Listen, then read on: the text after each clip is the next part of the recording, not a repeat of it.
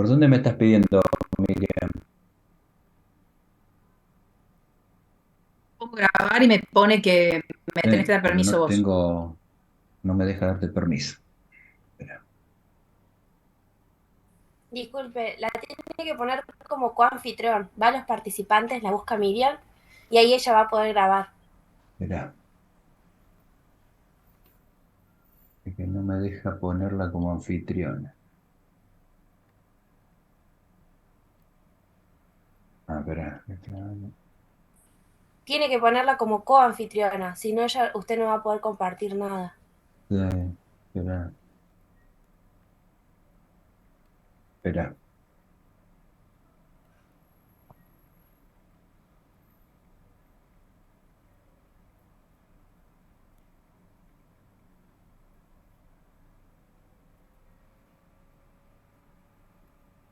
Espera. Ahí está.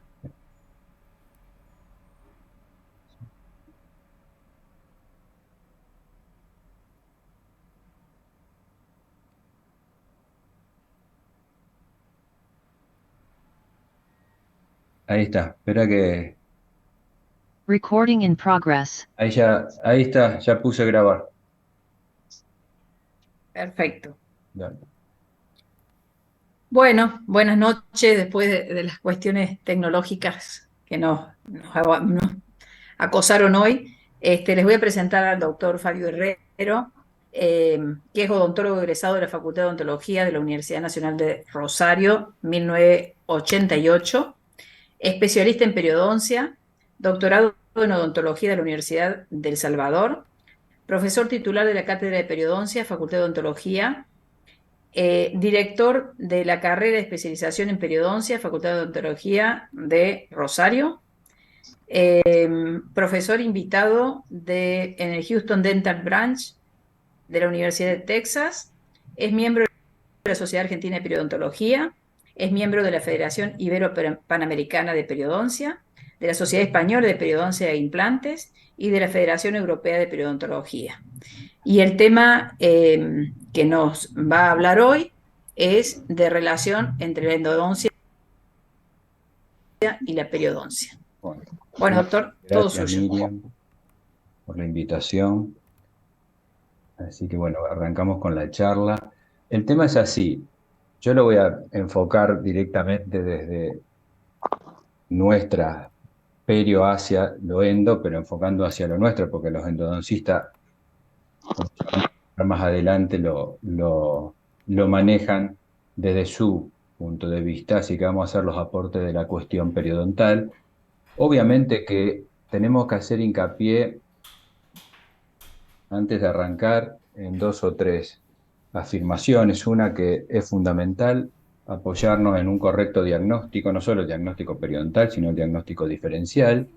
Lo segundo es que, evidentemente, si nosotros partimos de dónde se van a ubicar este tipo de lesiones, vamos a tener que concentrarnos, enfocándonos en la clasificación nueva del 2017, en que este tipo de relación perioendo la vamos a tener presente en las periodontitis de mucha severidad, es decir, nos vamos a concentrar en los estadios 3 y 4, porque en los estadios 1 y 2 de poca severidad, es decir, hasta 30% de pérdida del tejido de sostén radiográfico, eh, vamos a tener otro tipo de patologías que después las vamos a nombrar rápidamente, pero en las severas vamos a tener este tipo de complicaciones. Y lo otro es que todo lo que hablamos y se habla hoy en día lo tenemos que sustentar en la evidencia científica. No hay, acá no hay dos conceptos, hay uno solo. Todo sustentado en la evidencia. Evidentemente, para darle un orden a la charla, lo que vamos a hacer rápidamente en estos 45 minutos es ver, a ver, cómo la clasificamos, cómo nos dice el nuevo sistema de clasificación o cómo lo nombra, el tipo de lesiones endoperiodontal, y luego nos vamos a concentrar en las lesiones infraóseas y la relación con la endodoncia, en las lesiones furcales, y la de endodoncia, y obviamente al nombrar estas dos entidades están en los estadios 3 y 4 y no en el 1 y 2. Y por último, tratar de aportar algunas conclusiones en la temática. ¿Cómo la clasificamos? Evidentemente que el marco de clasificación del workshop del 2017 y presentado en el 2018 en el Europerio de Ámsterdam, nos establece algunos elementos. Estos elementos son los que están más relacionados en cualquier tipo de estadio, y como vemos, la clasificación nos nombra y lo que está más en relación con lesiones expresadas a través de abscesos, que se pueden dar en pacientes con periodontitis, es decir, en una bolsa periodontal previa, o sin periodontitis, en pacientes que no tienen periodontitis, que no tienen obligación de tener, como lo dice la clasificación, una bolsa periodontal previa. Y vamos a ver distintos elementos, ¿ves? Que pueden ser una reagudización de lo crónico, como una periodontitis no tratada, o una periodontitis lo que se llama refractaria, eso no está dentro de la clasificación. Tratamientos periodontales, o sea, reactivaciones en el mantenimiento, en post-tratamiento, es decir, post-raspaje, post-cirugía, post-medicación, o mal medicación, o malos tiempos de medicación sistémica, o bien en pacientes sin periodontitis, como pueden ser impactaciones por distintas circunstancias, como hilo de seda, hasta una cerda de cepillo, restos de alimentos, hábitos perniciosos como mordisqueo, apretamiento, así lo describe la clasificación o la traducción de la clasificación, o piercing, factores ortodóncicos, hiperplasias, alteraciones en las superficies radiculares, tanto en su anatomía, alteraciones anatómicas menores, condiciones iatrogénicas, daño radicular grave y reabsorciones radiculares externas. Todas estas manifestaciones, la mayoría de eso, tenemos que utilizar el diagnóstico diferencial, y la mayoría se pueden llegar a expresar a través de abscesos periodontales o gingivales. Y evidentemente tenemos que estar y tener los conocimientos necesarios para llegar a ese diagnóstico, porque como todos sabemos, el diagnóstico etiológico es uno solo, y a partir del diagnóstico etiológico correcto vamos a planificar el tratamiento para solucionar el problema. Ahora, cuando nos enfocamos con las lesiones endoperidontales que nos muestra la clasifica de manera simple, es decir, con daño radicular o sin daño radicular. Y con daño radicular puede ser una fractura o una grieta, una perforación de un conducto radicular o cámara pulpar, o una reabsorción radicular externa. Y sin daño radicular, y las dividen en pacientes con periodontitis, sin periodontitis, y acá las clasifican grado 1, 2 y 3, siendo en ambos casos con o sin periodontitis la misma expresión o descripción de los grados, es decir, grado 1, bolsa periodontal estrecha y profunda en una superficie dentaria, es decir, que estamos hablando ya de bolsas infraóseas, bolsas periodontales anchas y profundas en una superficie. Ahí está la diferencia, una es estrecha y otra es ancha, y la grado 3 son bolsas profundas que abarcan más de una superficie, es decir, que en dos caras de una pieza. Esto implica que estas entidades, como para nosotros darles un enfoque desde nuestro mundo periodontal, es por ello que decidí encararlo apuntando a las lesiones infraóseas y a las lesiones furcales, que prácticamente nos las chocamos en los estadios 3 y 4 permanentemente. Entonces vamos rápidamente a describir las lesiones infraóseas. Y para encarar las lesiones infraóseas, la evidencia, ¿qué nos dice? Trabajo presentado por Sortonetti, del año 2000, este es un trabajo interesante del Periodontology 2000, establece un diagnóstico y una epidemiología de las lesiones óseas, y esta clasificación es la que se toma normalmente en todos los trabajos de investigación. ¿Cómo se clasifican? Y se clasifican, si tomas dos dientes continuos, lo que se llama cráter, es decir, son dos dientes continuos y la lesión se extiende a ellos, o toma lesiones de un solo diente, que pueden ser de una pared, ya todos lo conocemos, de dos paredes, o de tres paredes, una caja perfecta, o combinación. La diferencia entre combinación y cráter es que abarca una pieza y otra pieza separada por hueso, no están comunicadas. Y obviamente la clasificación, que después vamos a hablar más adelante, las dos principales de Furcación. Y vamos a ver alguna más como para complementarlo. Es importante saberlo porque dependiendo del tipo de lesión infraósea y de la, como decía la clasificación, la profundidad, el ancho o la estrechez de las mismas, es donde vamos a poder tener que evaluar las condiciones endodónticas pretratamiento, no solo para el tratamiento no quirúrgico, sino para el tratamiento quirúrgico y más aún si tenemos que hacer un tratamiento regenerativo en esas lesiones infraóseas.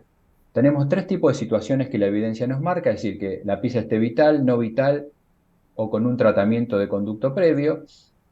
Y si el defecto no llega al ápice y está vital, obviamente que no hace falta hacer endodoncia, pero si el defecto está vital y llega al ápice, es necesario realizar el tratamiento de conducto a pesar que esté vital, porque se sabe que la zona de mayor riesgo de traspaso de bacterias desde el canal hacia la lesión o viceversa, se encuentra y se enfoca en el ápice. Es muy raro. Hace poco vinieron a darnos una charla en el posgrado y por chimeneas laterales es muy poco frecuente que se genere la contaminación. Por eso este es un elemento importante. El tema del defecto que toma el ápice, entonces se va a necesitar realizar una endodoncia. Si es no vital, evidentemente vamos a tener que realizar la endodoncia. Y si tiene tratamiento de conducto y no está ok, también vamos a necesitar hacer la endodoncia. Si estuviera ok, no hace falta realizar endodoncia.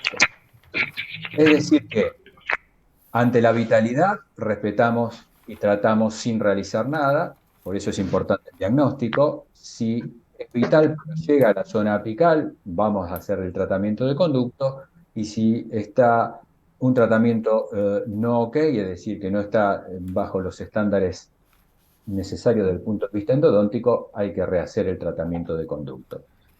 Esta es la toma o la línea de toma de decisión que nosotros tomamos en cuenta desde el punto de la interdisciplina a lo que nos atañe a nosotros en la resolución de defectos infraóseos.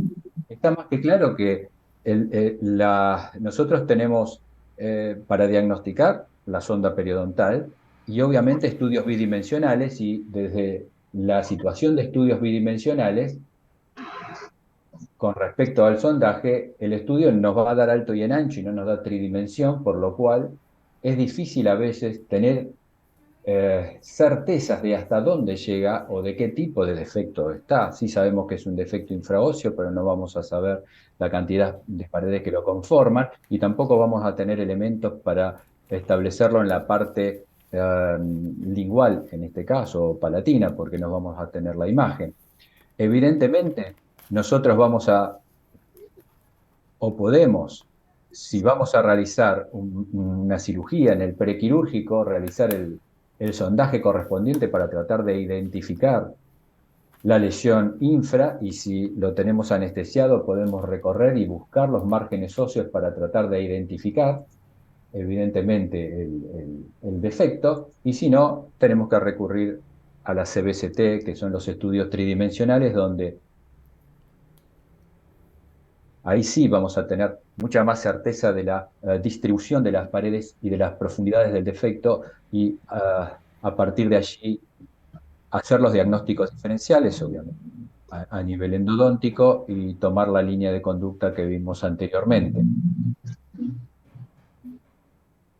Evidentemente que si no tenemos la CBCT y tratamos de identificar las lesiones, en el momento quirúrgico es más fácilmente identificable. Lo que sucede es que si nosotros tenemos que hacer el diagnóstico diferencial, tenemos que, evidentemente en las piezas unioradiculares es mucho más sencillo, ya que si tenemos vitalidad es raramente de no tener dos canales que nos podamos equivocar, y sí cuando lleguemos a la cuestión de los molares, ahí sí los test térmicos o de identificación de necrosis pulpar se van a complicar por la cantidad de canales.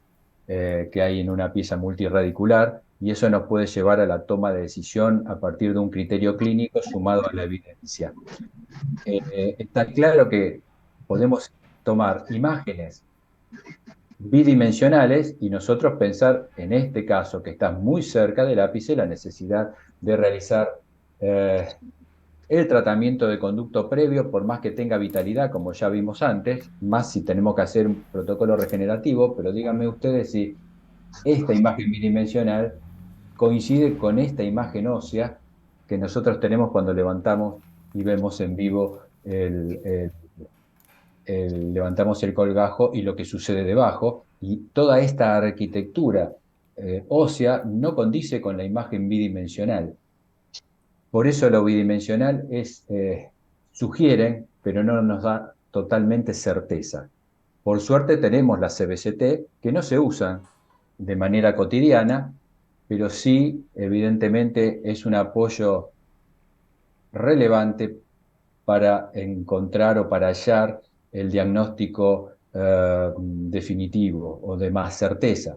Lo mismo si revisamos otros casos, pasa lo mismo. Tenemos profundidad de sondaje de 9 milímetros, de 8 milímetros, y cuando vemos la radiografía, también el defecto nos está diciendo aquí tenemos el ápice que puede llegar prácticamente a 3 milímetros, y si detectamos necrosis y levantamos el colgajo para hacer, vemos la arquitectura y que prácticamente la sonda, en este caso, no llega prácticamente al ápice. Y esto tenemos que tratar de identificarlo antes, porque si no hicimos el tratamiento de conducto antes, vamos a fracasar con la terapia o de control bacteriano, si hacemos un colgajo de acceso para controlar lo que no logramos controlar de manera no quirúrgica, o si encaramos un proceso regenerativo, tampoco lo vamos a poder realizar o vamos a fracasar, porque si regeneramos y la pieza está en necrosis, o si tenemos duda de ello, es probable que se manifieste con un absceso, como ya ha sucedido y a todos nos pudo haber sucedido alguna vez. Siempre me contaba el doctor Cafese, muchos años atrás, que el primer caso de regeneración que hizo el doctor se lo hizo al decano de la universidad en Houston, y tuvo la mala suerte que se olvidó de testear la necrosis, y a los 3 días estaba con un absceso impresionante. Siempre lo recuerda, porque siempre me decía, con los errores uno aprende, no hay vuelta, y se le pasa hasta la persona más avesada. Por eso tenemos que prestar atención en ello. También en este tipo de situaciones, de efectos infra, que tenemos que tratar de establecer que en este caso, al ser un infra en un molar, ahí donde cuando hablemos de FURCA vamos a refrendar esto que le estoy diciendo, al tener varios canales, los test térmicos nos pueden dar un falso positivo o alguno de los canales estar afectados, entonces tenemos que tener muy en cuenta la proximidad a los ápices. Y obviamente, volvemos a lo mismo, pareciera como que no tiene paredes y que fuera de una sola pared, pero cuando abrimos tiene 3 paredes. La imagen bidimensional es totalmente distorsionada a la realidad.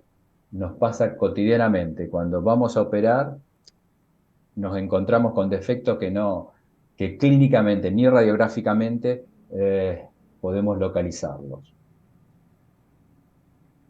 Ahora bien, cuando pasamos a entidades como las furcaciones, que las furcaciones son entidades más complejas de tratar, sabiendo que la destrucción de los tejidos periodontales de sostén en la zona furcal, por diferentes causas, bacteriana, pulpar, traumática o combinación de los distintos tipos de lesiones, y sabemos, todos conocemos ya el tema de la clasificación, que la vamos a repasar rápidamente, porque lo primero que tenemos que hacer es tratar de identificarla, y para identificarla tenemos que conocerla, y obviamente que tenemos dos clasificaciones básicas que también son las más utilizadas en todos los papers, en la mayoría de los papers, que es la horizontal de Ham y la de Tarnow-Fletcher, que en sentido horizontal, grado 1, 2 y 3. La dificultad que tiene la de Ham, que habla de tercios, por eso vamos a ver otra clasificación complementaria que habla de milímetros, y sí la de Tarnow del 84, que es en sentido vertical, es decir, desde el fornix hasta el ápice, hasta la parte más apical de la lesión. Su clase A, B o C de 0 a 3, 4 a 6, 7 o más.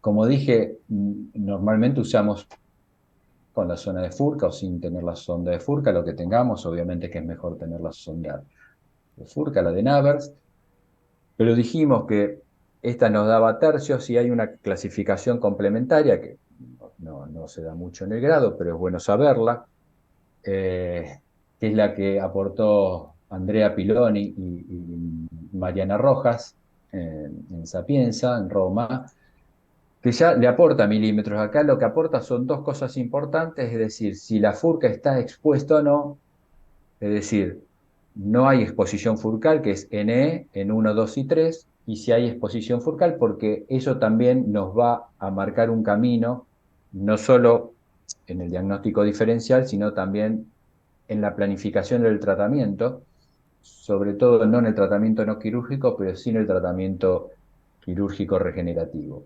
Y acá lo que aporta es que la de grado 1 es 2 milímetros menos, la de grado 2 de 3 o más milímetros, y la 3 pasa de lado a lado.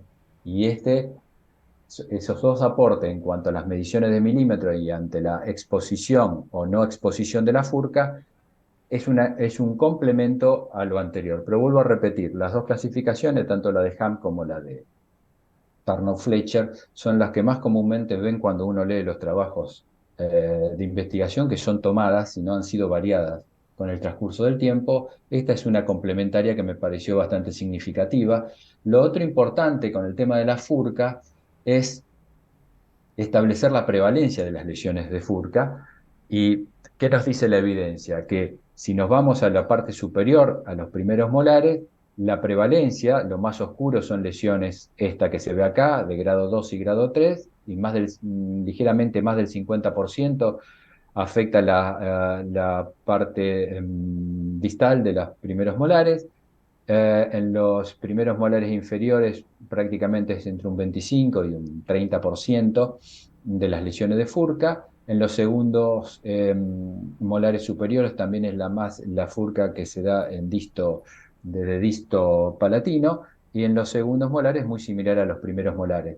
Esta es la prevalencia que hay entre lesiones de 2 y 3, que son las más complejas, y fíjense que la prevalencia es significativa, en mayor grado en el primer molar superior. Obviamente que para el diagnóstico de furca, no solo para el diagnóstico en cuanto a la parte endodóntica, el diagnóstico diferencial, pero sí para también el diagnóstico periodontal, para establecer certezas de qué tipo de lesión y para planificar qué tipo de tratamiento vamos a realizar, nos vamos a valer o debemos conocer la anatomía radicular, y es fundamental el conocer la anatomía radicular porque tenemos que tener en nuestra cabeza, cuando trabajamos de manera no quirúrgica, las formas, las concavidades y convexidades que puede tener cada una de las raíces de la furca para saber con qué instrumento tenemos que trabajar, la evaluación de las pérdidas de inserción horizontal y vertical, la movilidad y evaluar el estado endodóntico, y evaluar el soporte residual con diagnóstico por imágenes, bidimensional o con CBCT o tridimensional, porque varía, como ya estuvimos viendo, y también va a variar en la parte de furca, más aún porque tenemos más elementos anatómicos interpuestos. Es por eso que, obviamente, que cuando hacemos el diagnóstico y colocamos la sonda y la colocamos en las distintas zonas del molar por cada una de las furcas, la vestibular, la disto-palatina o la mesio-palatina, nos va a dar un milimetraje y nos vamos a tener un indicio si estamos entre un grado 1, grado 2 y grado 3. Y acá donde el diagnóstico diferencial, ahora cuando hablemos de que hay que tener, que es muy parecido a lo anterior, con la parte de los unirradiculares, es que vamos a tener que aplicar más el criterio clínico si no tenemos muchas certezas, como digo, por la cantidad de canales que hay en una pieza molar. Lo bidimensional nos muestra una imagen y evidentemente cuando pasamos a lo tridimensional de la misma imagen, lo que vamos a tener es totalmente una imagen con mucha más certeza y definición de hasta dónde tenemos expuesta las furcas, de cuál es la longitud de lo que vamos a ver ahora, de algunos de los componentes anatómicos de la furca, como puede ser el tronco radicular, cómo es el tema de las divergencias, y evidentemente, y vuelvo a repetir, aunque no usamos la CBCT de manera sistemática, sí la utilizamos en muchos casos, mucho más en el posgrado. De hecho, estamos haciendo un trabajo ya de investigación, que ya terminamos el trabajo de campo, no para analizar o sea, la precisión diagnóstica de la CBCT, que eso está comprobado en la investigación, sino cuál es la interpretación o ese impacto de la CBCT en distintos grupos de análisis, como son estudiantes de grado, odontólogos generales y cursantes de la especialidad de perio. Ya terminamos el trabajo de campo y estamos iniciando las etapas de diseño de grupos. Cuando hablamos de las condiciones tanto de pretratamiento como de para tratamiento no quirúrgico, vuelvo a repetir, y quirúrgico, es muy similar a lo anterior porque tenemos los tres grupos de análisis, nada más que acá lo que vamos a analizar es si la pérdida ósea llega o no a la furca, perdón, al ápice.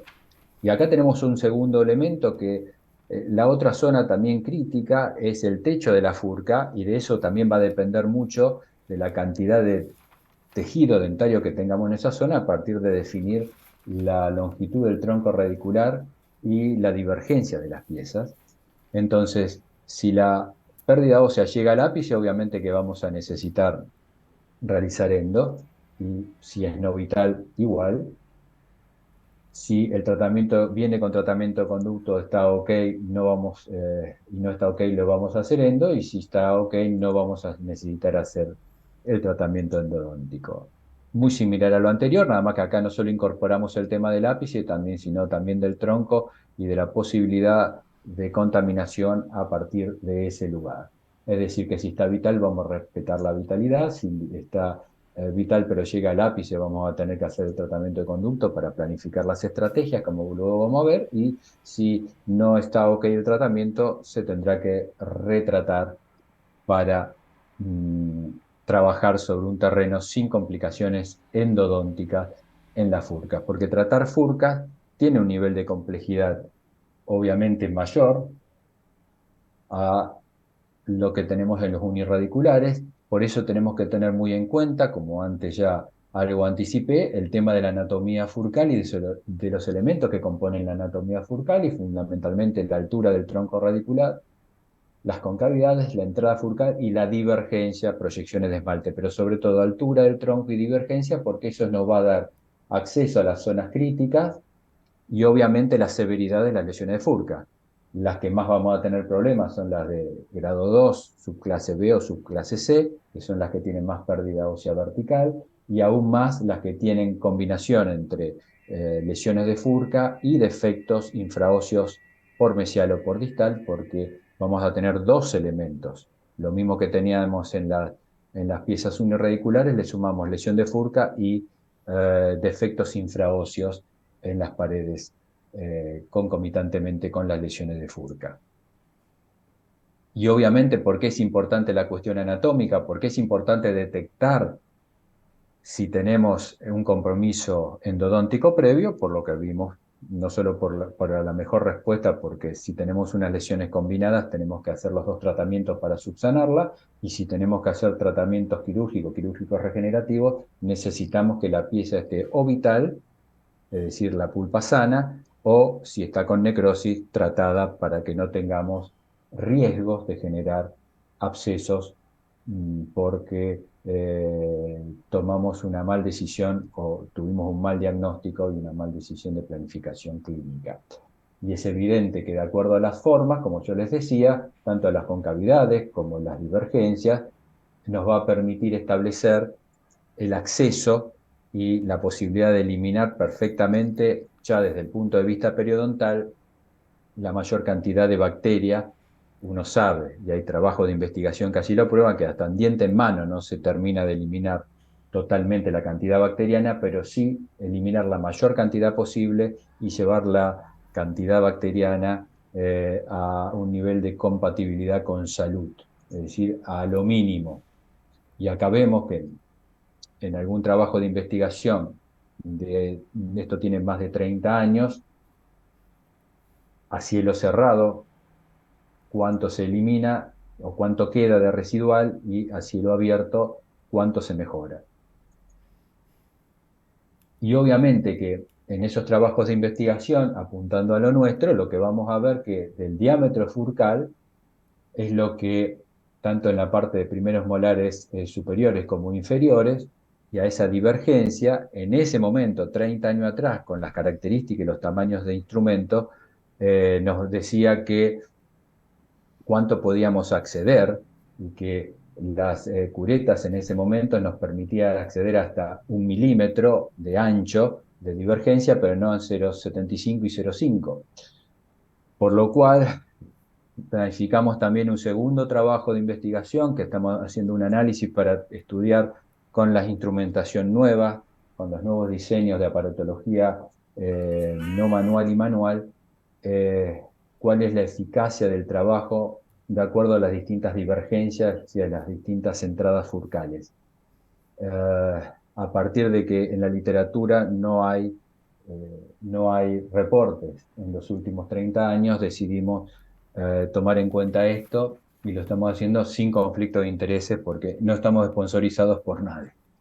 A partir de poder establecer un diagnóstico correcto de qué tipo de, o qué grado, qué tipo de furca nos vamos a enfrentar, cuál es la, tanto en sentido horizontal como vertical, y si tiene o no lesiones infraóseas concomitantes, y de establecer el diagnóstico diferencial endodóntico correcto, podemos establecer distintos tratamientos, desde lo no quirúrgico, y lo vamos a nombrar así muy puntualmente, hasta lo quirúrgico, resectivo y regenerativo. Obviamente que dentro de lo no quirúrgico, ya tanto Miriam como todo su equipo le debe haber hablado, y todo el desarrollo de los distintos protocolos no quirúrgicos. Existen protocolos relativamente nuevos del 2011 que se denominan tratamientos mínimamente invasivos no quirúrgicos, que el puntapié inicial lo dio la doctora Fernanda Ribeiro de la Universidad de Piracicaba en San Pablo, y hay estudios complementarios publicados por el doctor Nibali de la Universidad de Londres, y todas estas técnicas mínimamente invasivas, que así se conocen en la literatura como MINST, requieren, obviamente, que tanto en la parte no manual, es decir, si se usa piezoeléctrico, en este caso punta P3, muy delgada, o curetas mini o micro, magnificación, porque el objetivo es tratar de, en esas lesiones, tanto furcales como infraóseas combinadas, establecer o lograr una estabilidad de coágulo para poder reponer tejido en alguna de las piezas. Es decir, que es un complemento para el tratamiento no quirúrgico convencional. Los estudios de investigación muestran que utilizan para la evaluación tanto los parámetros clínicos, como vamos a ver, es decir, reducción de profundidad de sondaje, ganancia de inserción y resolución del defecto, como también establecer radiográficamente mediciones con radiografías estandarizadas, tanto la pre como la post, para tener o determinar cuánto se resuelven los defectos, tanto furcales como infraóseos, y los resultados. Hay 3, 4, 5 trabajos publicados, ahora está publicado también por alguna otra universidad, creo que hay una de Alemania, creo que es la de Hamburgo, y lo que mostramos que tanto en la reducción de profundidad de sondaje los resultados son significativos, de 7,4, 6,8 a 3,9, 4,1, que es la media estándar para esa profundidad de sondaje. En la ganancia de inserción lo mismo, de 8,1 a 7,3 a 4,9, y en la resolución de los defectos infraóseos y del ángulo del defecto, es decir, este ángulo o este ángulo, también pasás de un 28 a 44, es decir, que hacen un ángulo ancho a establecer un defecto, o sea, lo que establece el ángulo ancho, que es un defecto amplio, a uno estrecho. Lo cual los resultados, lo que se logra es obviamente, lo estoy tratando de decir lo más apropiadamente posible por los tiempos que tenemos, evidentemente vamos a conseguir en el proceso de curación un epitelio de unión largo, pero sí, si tenemos un coágulo estable, vamos a conseguir ganancia de inserción. ¿ok? Porque estamos hablando de defectos infraóseos o lesiones furcales. Y podemos pasar desde este tipo de situaciones, con esta profundidad de sondaje, con este tipo de furca de grado 2 y subclase C, y con el tratamiento no quirúrgico pasar a este tipo de furca en el término de 12 meses. Todos los casos no vamos a conseguir lo mismo, pero fíjense que teníamos vitalidad, no tuvimos necesidad, a pesar que estaba próxima al ápice, de realizar el tratamiento de conducto, y reducción tanto de la profundidad de sondaje y la ganancia de inserción a nivel interproximal por el lado distal, y la resolución prácticamente de la lesión de furca, y la estabilización del defecto, que era un defecto pequeño, de menos de 3 milímetros, aparentemente, porque no lo abrimos, era todo no quirúrgico, de lo que se podía ver en la radiografía.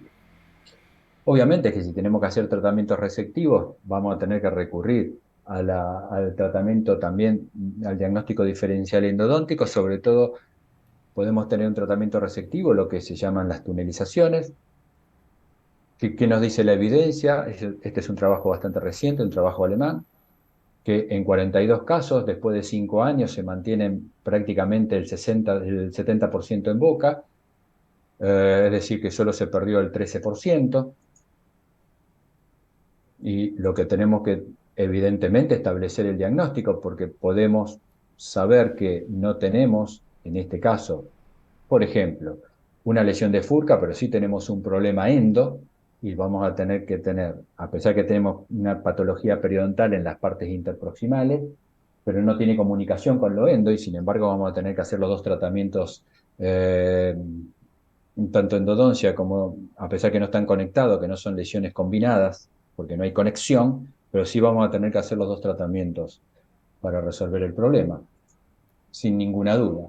Lo que sí es importante para la toma de decisión de este tipo de tratamientos, obviamente va a ser la altura del tronco radicular y el grado de separación, porque si tenemos un tronco radicular muy largo, o sea, muy amplio, de 4, 3, 4 milímetros, obviamente que vamos a tener que tener en juego, yo esto se lo digo, esto lleva mucho tiempo desarrollarlo, pero lo digo rápidamente, también la cantidad de encía queratinizada, si podemos exponer o no y realizar un túnel apropiadamente por la cantidad de tejido que vamos a tener, y el grado de separación, porque si no tenemos una separación amplia, el túnel no se puede realizar.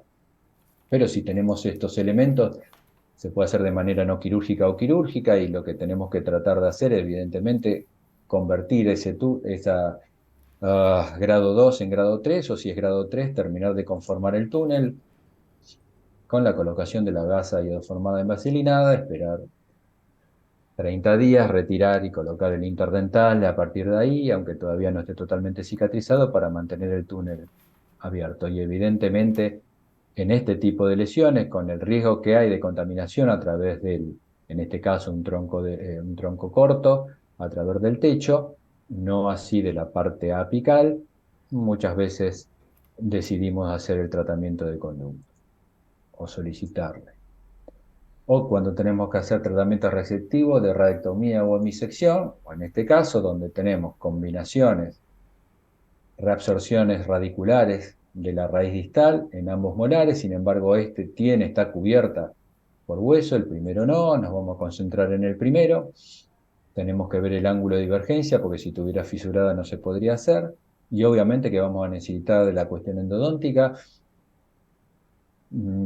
obviamente necesaria para realizar y subsanar la necrosis que tenía esa molar, y hacer el tratamiento resectivo, en este caso no quirúrgico, porque sin realizar cirugía lo realizamos.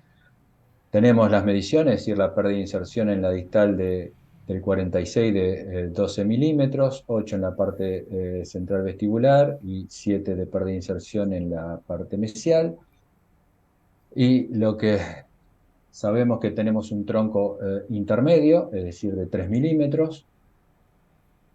Por otro lado, tenemos un ángulo de divergencia intermedio, no es un ángulo amplio, pero tampoco fusionado, es decir, que podemos realizarlo. Y tenemos el grado 3, subclase C, pero tenemos buen soporte, o prácticamente un 70% de soporte en la raíz mesial. y tenemos una cantidad de encía insertada de 3 milímetros en la zona de raíz distal. Tenemos un poco más de encía queratinizada, de 4 a 5 milímetros prácticamente en la raíz mesial. Entonces, ¿qué vamos a hacer? Obviamente la endodoncia previa, la ferulización de las piezas porque tenía una pequeña movilidad transitoria, la radectomía de la raíz distal. Obviamente que se corta, apenas se corta, siempre se corta, bueno, esto ya lo deben haber visto, pero se corta siempre a expensa de la que se va a sacar, para no tocar la que va a quedar, y luego de 15 años mantenemos la pieza en condiciones, en salud y en boca.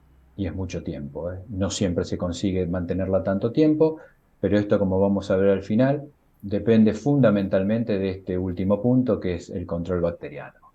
Y que todos saben, estoy seguro que tanto la doctora Grenón como el doctor Kremer le deben vivir diciendo que tenemos que bajar el control del biofilm, que no es algo sencillo, que nos matamos hablando, y que si uno agarra trabajos de investigación siempre están por debajo del 15, pero la realidad que en los consultorios, si logramos por debajo del 20, vamos a estar en un nivel prácticamente ideal, y que para hacer cualquier de estos tipos de procedimientos el paciente debe tener un excelente control bacteriano, porque si no el riesgo de recontaminación o de fracaso en cualquiera de los protocolos es alto. Y les aseguro que los que nos dedicamos a esto desde hace mucho tiempo, conseguir que el paciente cambie un hábito y mejorar su control bacteriano realmente es complicado. No es sencillo. Y no me quiero meter en la cuestión económica, solamente. Ahora, si vemos resecciones radiculares y buscamos la evidencia después de 16, casi 17 años, en un estudio retrospectivo, es decir, hacia atrás, y miren, en 85, tanto de raíces palatinas, mesiobucales, distobucales, mesialo-distales, es decir, superiores e inferiores, de ese 85 que comenzamos del 100%, el 55 después de 16 años permanece en boca. Y si analizamos en el estudio, o en el estudio analizó las causas de la pérdida, fíjense que la periodontal es solamente el 23%, el resto es endodóntica por algún fracaso, recontaminación, caries el 26%, fracturas el 30%, y no sabe el resto. O sea que el 75% de las causas son extraperiodontales, de fracaso después de 16 años. Pero, a ver, si uno consigue que estas piezas, con el empuje que tienen los implantes, que es un tema aparte para hablar, ustedes ven que yo les estoy mostrando muchos casos severos y que se pudieron mantener en boca durante mucho tiempo. Y esta es otra frase que siempre me decía el doctor Cafés: el implante es un tratamiento más. Siempre lo comparaba con una bolsa de golf. Para los que juegan golf o no juegan, hay un montón de palos en la bolsa de golf, el implante es un palo más. Y los tratamientos que nosotros tenemos también son distintos palos, distintas opciones de tratamiento. Y siempre hay que darle al diente posibilidades de vivir. Ya tenemos, siempre y cuando podemos mantenerlo decontaminado y sin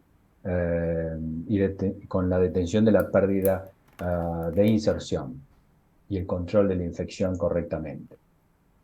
Y obviamente que si buscamos el otra pata que nos falta, las partes reconstructivas o regenerativas, enfurcaciones, va a pasar lo mismo. ¿Qué nos dice la evidencia con respecto a esto? Como yo les dije, si hacemos el diagnóstico diferencial con endodoncia y al tener en un superior por lo menos 3 canales, a veces puede haber 4, en un inferior 3 canales, a veces puede haber un cuarto, y hacemos los test y tratamos de hacer el diagnóstico diferencial, no notamos nada radiográficamente, nos da vitalidad, probamos en distintas zonas de la molar y tenemos alguna duda, ya sea por la profundidad o el tipo de lesión de bifurcación, que sea un grado 2, subclase B o C, o tengo un defecto infraóseo, aunque no llegue, tengamos por lo menos 30% de remanente óseo residual, y tengamos alguna duda, preferimos hacer y mandar a hacer el tratamiento de conducto, charlar con el endodoncista, comentarle el caso y tomar la decisión en conjunto, más si vamos a hacer una terapia regenerativa. ¿Qué nos dice la investigación? Ustedes saben, y si no lo saben se los recuerdo, o se los digo, la parte más alta de la pirámide en cuanto de evidencia, en cuanto a la evidencia científica, son las revisiones sistemáticas y los metaanálisis. Y en esta revisión metaanálisis con revisión sistemática del año 19, hecha por Jepsen, donde el objetivo era comparar clínicamente, es decir, tomaron trabajos comparando regeneración versus el colgajo de acceso en lesiones de bifurcación, con evaluación de 12 meses, es decir, que lo que hicieron es buscar en la revisión de la literatura, consiguieron 19 artículos, 18 de grado 2, 1 de grado 3, con 575 pacientes que respetaran la metodología en el armado del trabajo. ¿Y qué detectaron? Que en cuanto al cierre de Furca, en 10 trabajos había prácticamente un 60% de cierre y la conversión a grado 1 entre 29 y 100%. Es decir que tanto con el uso de injerto solo, como de membranas más injerto, como de la melogenina con injerto, dan mejor resultado en cuanto a la ganancia de inserción, es obvio, y a la reducción de profundidad de sondaje, no hay duda que con ganancia de inserción, que con protocolo de colgajo de acceso sin colocar nada, y eso ¿qué nos está diciendo? Que la conclusión es que la regeneración en grado 2 es mucho mejor que el colgajo de acceso porque saben cuál es la finalidad de los tratamientos de la Furca, es tratar de revertir la lesión de Furca. Y si nosotros logramos revertir un grado 2 y pasarlo al 1, del 2 pasarlo a una lesión sin grado de Furca, a un nivel inicial, evidentemente lo que vamos a mejorar es totalmente el pronóstico de esa pieza molar, que sabemos que al tener una lesión de Furca tiene un pronóstico reservado. Y si logramos hacerlo una vez que controlamos no quirúrgicamente detuvimos la pérdida de inserción y controlamos el proceso infeccioso de la patología periodontal y pasamos a un segundo estadio y permitimos regenerar, podemos conseguir esa reversión de la patología en esa Furca. Para lo cual, vuelvo a insistir, fundamental el diagnóstico diferencial y apuntar a la cuestión endodóntica concomitantemente. Porque si tenemos este tipo de lesiones severas con lesión de Furca al ápice, obviamente que vamos a tener que realizar tratamiento de conducto porque si no, no vamos a poder, es un caso límite y que si lo agarramos nosotros más de una vez, lo que haríamos es extraer la pieza o hacer una hemisección, si es que se puede rehabilitar la parte de raíz distal y estructura coronaria que queda, pero al hacer el protocolo, el tratamiento de conducto, el protocolo regenerativo, logramos en 12 meses reponer toda la parte de Furca y devolverle prácticamente el 70% de la pérdida ósea mesial a esa molar. No siempre vamos a tener estos resultados, pero muchas veces nos animamos y realizamos este tipo de planificación y de tratamiento. Entonces, creo que estoy bien con el tiempo. Vamos a empezar a establecer conclusiones. Una es que la evidencia nos dice que cuando tenemos tratamiento periodontal y lesiones endodónticas en una revisión sistemática, donde el objetivo es evaluar cuándo o no realizar, en qué momento realizar el tratamiento de endodoncia o el tratamiento periodontal, cuál es primero y cuál es segundo, que sin ningún lugar a dudas, lo primero que hay que hacer es el tratamiento endodóntico como primer paso y luego realizar la terapia periodontal sea cual sea. Eso nos dice la evidencia. Primero la endodoncia y una vez que tenemos controlado el cuadro endodóntico, pasar a la parte periodontal, ya sea no quirúrgica, reconstructiva o regenerativa en las piezas, en las molares. Y lo que vemos es que en estudios de 18 años, con una sobrevida del 74%, y como vemos que en un 30% en grado 2 y grado 3, más del 30%, el 35%, con pérdidas óseas prácticamente del 90%, entre un 25, más del 25 hasta un más del 50%, esta sobrevida y después de prácticamente 18 años, apunta, o a ver, ¿en dónde la consolidamos? o qué tomamos como pilares para tratar de aumentar la predecibilidad en la sobrevida de estas piezas. Una es el control del biofilm, lo otro establecer, una vez que realizamos el tratamiento de mantenimiento, el tratamiento de soporte periódico, programado en tiempo, de acuerdo al riesgo, no solo del tipo de patología, sumado al riesgo sistémico que conforma, es decir, al perfil de riesgo de nuestro paciente, y obviamente a partir de los diagnósticos diferenciales establecidos con certeza. Y vemos que en este tipo de estudios, estos son todos trabajos por lo menos de 10 años, algunos de más años y otros de menos. Tenemos de 22, de 19, de 13, de 12, de 8, es decir, en promedio de 10 años, el porcentaje de extracción de las piezas en este tipo de lesiones de Furca, miren que van desde el 7 al 14, cuanto mucho al 23%. Entonces tenemos que conseguir, y es muy bueno alcanzar estos resultados, pero con lo que le acabo de comentar anteriormente. Diagnóstico preciso, control bacteriano, diagnóstico diferencial. Entonces, ¿cómo podríamos concluir? Que para todo este tipo de patologías, como dijimos, de lesiones periodontales y endodónticas relacionadas, partiendo de la base que vamos a trabajarlas y van a presentarse tanto las lesiones infra como las de Furca en estadios de severidad alta, es decir, más del 50%, como son los estadios 3 y 4, lo que vamos a necesitar es el diagnóstico de certeza.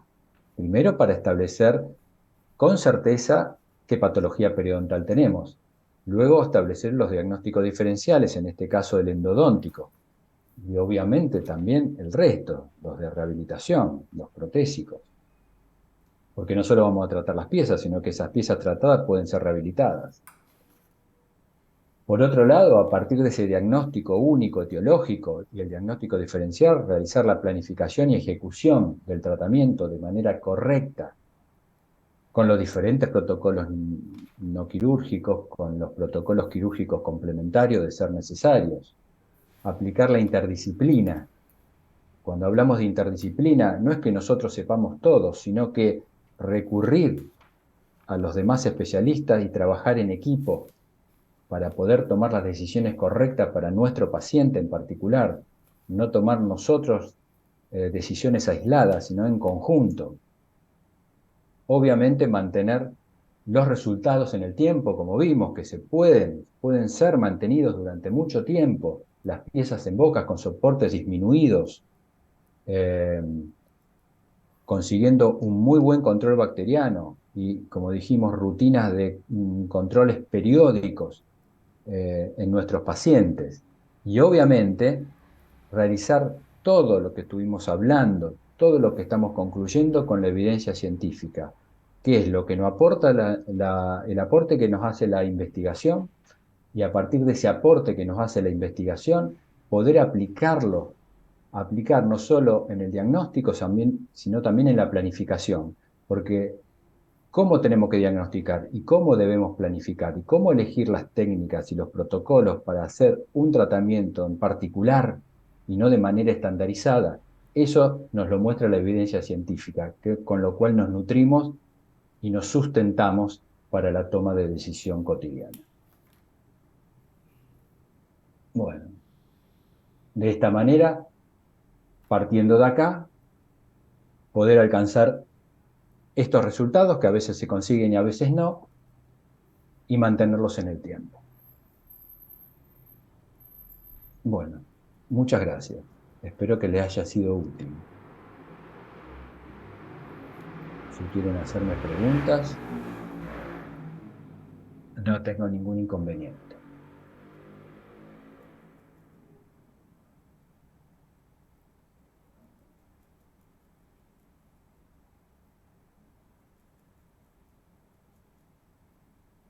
Hola, ¿están ahí? Miriam, Mauricio. Sí, yo estoy, pero se me cortó varias veces, no sé si al resto se le cortó. Yo No, suelo tener problemas de internet a esta hora, no. pero no sé si al resto se le cortó. No, a mí no se me cortó en ningún momento. Bien. No, no se escuchó perfecto. Qué suerte. Recording stopped. Bueno, espero que le haya sido útil. No sé si quieren hacerme alguna pregunta y se la puedo Bueno, contestar. yo no escuché la última parte, perdón, Fabio, es más, pensé que seguías hablando. Eh, supongo que cómo venía la charla, cómo concluiste, cómo estabas encaminando la charla. Eh, bueno, a mí me encantó, me pareció muy útil las imágenes clínicas, radiográficas y la cirugía abierta, ¿no? Sobre todo para los alumnos que por ahí les cuesta materializar lo que le vamos diciendo, ¿no? Que le contamos que esto tiene un defecto, y bueno, verlo en vivo me pareció muy interesante en tu presentación. Bueno, Bueno, no puedo aportar de lo último y abrimos preguntas. Hay muchos endodoncistas acá. Si quieren preguntar algo.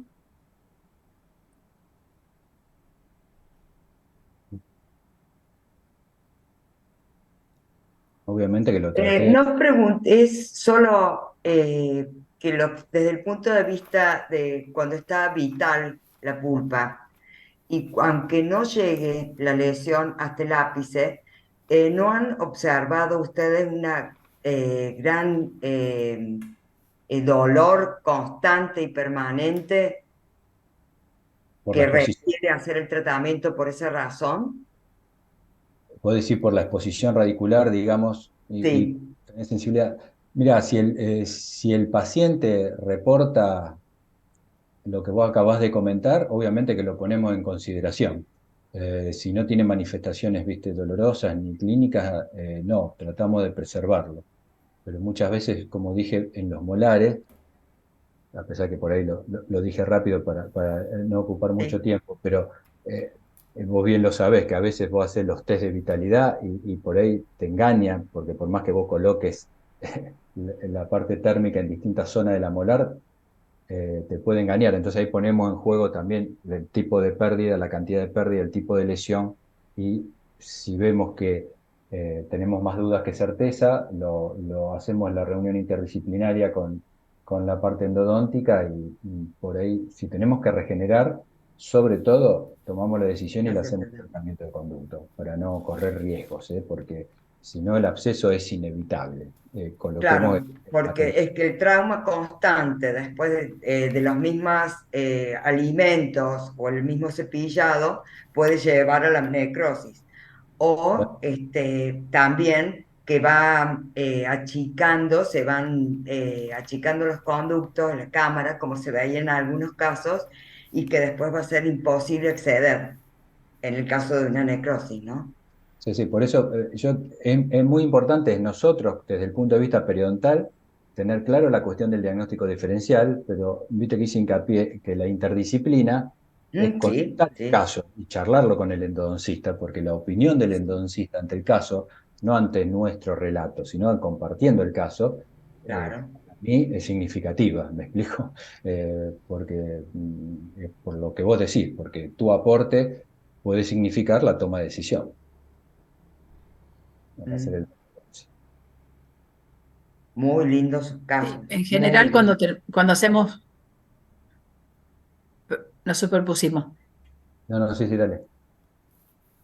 En general, cuando hacemos un tratamiento periodontal, Marisa, siempre aumenta la sensibilidad porque trabajamos sobre la raíz Claro, y eliminamos, el hecho de eliminar sus la protección, depósitos, tanto bacterias como sarro, lo estás exponiendo al diente. claro. Y a su vez sacamos un poco de material. Entonces, aumenta la sensibilidad, pero muchas veces, o la mayoría de las veces, esa sensibilidad va bajando por el uso por la misma saliva, el uso del dentífrico, todo va bajando la sensibilidad. Entonces, los casos que hacemos endodoncia o que trabajamos en equipo, que también le preguntamos al endodoncista, lo conversamos, y se indica la endodoncia es porque la sensibilidad es extrema. Claro. También hay que pensar que a veces la sensibilidad al frío, por ejemplo, extremo, puede estar por el aumento de la erupción del elemento dentario, porque está en trauma. Entonces el trauma solo da dolor al frío y tenerlo en Ujú, cuenta eso.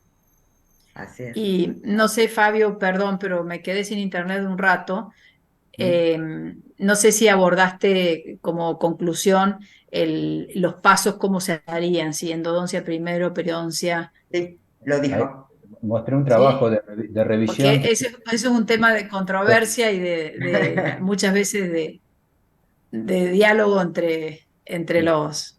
bueno, y me gustaría que a los alumnos les quede claro que cuando se va a trabajar de endodoncia y periodoncia, desde pensando en una necrosis o pensando en un tratamiento conjunto, siempre va primero la endodoncia y después la periodoncia. Pero, digamos, la etapa quirúrgica periodontal, ¿no? Pero a veces uno cree que tiene el ápice cubierto de hueso y en la radiografía o en la tomografía a veces también tiene algún error de la diferencia, ¿no? De 2 milímetros que puede haber, depende del tomógrafo que utilicen. eh, Podemos levantar un colgajo y encontrarnos con que el ápice no está cubierto de hueso alrededor, entonces ese va a ser el único caso en el que vamos a indicar una endodoncia después del tratamiento quirúrgico periodontal, porque realmente no tiene periodonto periapical. Entonces, ahí, bueno, ya hay una vía de contaminación retrógrada para la pulpa y no va a curar lo periodontal.